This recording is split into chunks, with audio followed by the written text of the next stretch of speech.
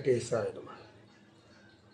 పోతను ఏమన్నారంటే, దారిలో వెళ్తూ ఉంటాం, ఒక దగ్గర భయం వస్తుంది, లోపల భయం వేస్తుంది. ఎందుకంటే ఆడేమన్నా ఉంటుందేమో, దొంగలు ఏమన్నా ఉంటారేమో, లేదు ఈ ఎవరైనా ఏది చెడు కార్యక్రమాలు చేసి ఉంటారేమో, భూత ప్రేత పిశాచాలు ఉంటాయేమో అని అనుకున్నంతసేపు నువ్వు గడగడగా వణుకుతూ భయంతో, ఆ భయం వల్ల నీలో అనేక మార్పులు జరుగుతుంది. రసాయనిక చర్యలు మన యొక్క మెదడులో ఎప్పుడైతే భయపడ్డామో మన మెదడులో జరిగే రసాయనిక చర్యలు మన శరీరం అంతా కూడా వ్యాపిస్తుంది, కంపిస్తుంది, భయపడుతుంది. అడుగే ముందుటే అని భయపడతాం. అదే దైవం ఉన్నాడు, నన్ను కాపాడుతాడు అనుకోండి, దైవం స్మరించండి, నువ్వు ఎంత దానైనా ధైర్యంగా గడచ్చు. ఎవరైనా సరే, ప్రతి వ్యక్తి అయినా సరే వయసుతో నిమిత్తం లేదు. ముఖ్యంగా యువతీ యువకులకు వివేకానంద స్వామి ఏం చెప్తారంటే, మీరు ప్రయత్నాన్ని ఆపొద్దు, అంటే మీరు చెయ్యాల్సిన పనిని ఆపొద్దు.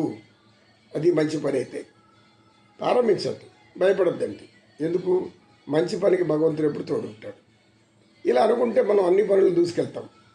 లేదు, మనం ఒక మంచి పని చెయ్యాలి, దేనికి సంబంధించిందో కావచ్చు, చదువుకు సంబంధించిందో, విజ్ఞానానికి సంబంధించిందో, ఆదాయానికి సంబంధించిందో, ఇవన్నీ మానవులకు అవసరమే. అనేక రకాల వ్యాపారాలు, కష్టం చేసుకునే వాళ్ళు, రైతులు అనేక మంది ఉంటారు. వీళ్ళందరూ ఎప్పుడైతే నిరాశ అనేది ప్రవేశిస్తుందో, వాళ్ళ నిరాశకు లోనై మానసిక స్థితి క్షీణించి ఆత్మహత్య చేసుకునేవాలి అనే స్థితికి వెళ్ళిపోతారు. ఎందుకు? మనసు ఇక్కడ బలంగా లేదు. మనసు బలంగా తెలియదు. శరీరం బలంగా ఉండొచ్చు, కానీ మానసిక బలం కావాలి కదా. మానసిక బలం లేకపోతే ఏం చేయగలుగుతాం?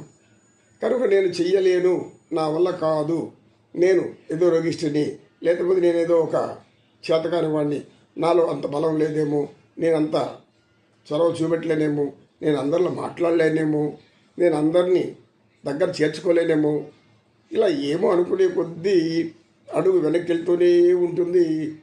ఒక ఎటువంటి పనికిరాని గుండ్రాయిలాగా మిగిలిపోవాల్సిందే. అలా కాకుండా ఎదురుగా ఒక సవాల్ ఉంది, ఛాలెంజ్ ఒకటి ఉంది, ఇది నువ్వు చేయగలవు అన్నారు. ఆలోచించాలి.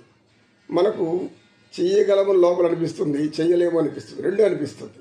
కానీ చెయ్యలేము అనేది ఎక్కువగా నిన్ను ప్రేరేపిస్తుంటుంది. దాని వెనకాల ఉండి చెయ్యగలను అనేది ఒక్కటి నిన్ను తట్టి లేపుతుంది.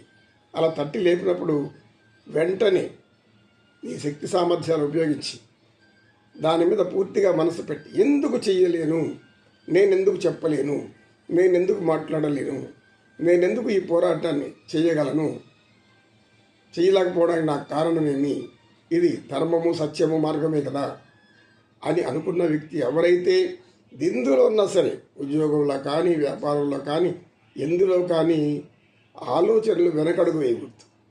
ఆ తర్వాత ఆ చేసే పనిలో మనకు దురాశ ఉండకూడదు. అంటే నాకు ఇంత, ఈ పని చేస్తే నాకు ఇంత రావాలి, అంత రావాలి, ఇంత రావాలి, ఎంతో రావాలి.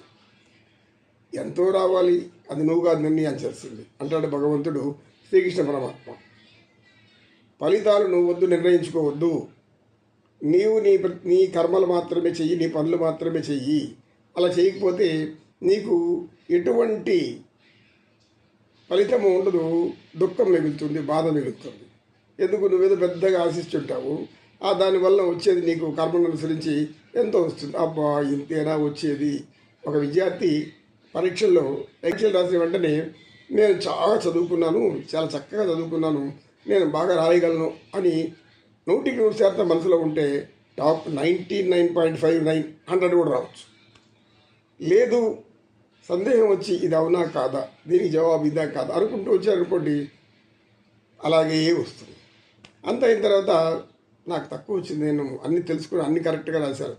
నువ్వు కరెక్ట్గానే రాసి ఉంటావు, రాసేటప్పుడు ఎట్లుంటుంది ఎవరు తెలుసు, వాళ్ళు దిద్దేవాళ్ళకి ఉంటుంది. అని ప్రతి విషయమే కూడా మనం ఒక విశ్వాసాన్ని లోపల పెట్టుకున్నప్పుడు దానికోసం శ్రద్ధ, వినయము, వివేకము, ఈ మూడు కలవాలి. శ్రద్ధ ఉంటుంది, శ్రద్ధతో ఏమొస్తుంది? వినయం వస్తుంది.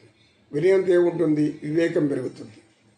ఎప్పుడైతే వినయం పెరిగిందో వివేకం, జ్ఞానం అనంతంగా పెరిగిపోతుంది. అటువంటిది మనలో ఉన్న సంస్కారాలు మనం నిర్మించుకోవాలి.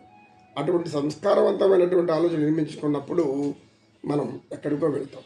ఇప్పుడు అలా ఉండేవాళ్ళందరూ కూడా అలా అలా ఆలోచించిన వాళ్ళే అని మనం అర్థం చేసుకోవాలి.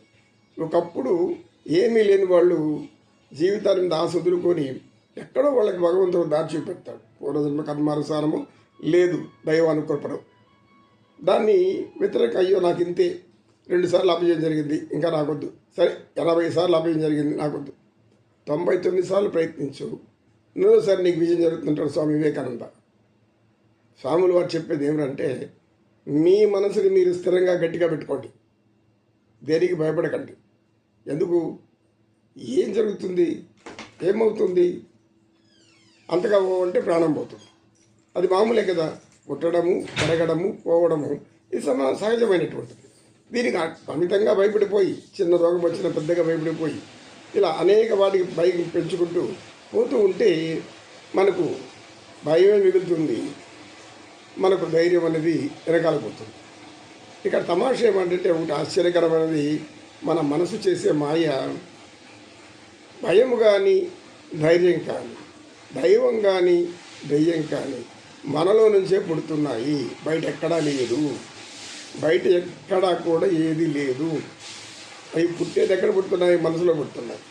మానసికమైన స్థితి పుక్షిణిస్తుందో మనకు నిజంగానే దెయ్యం ఆకారం కనబడుతుంది.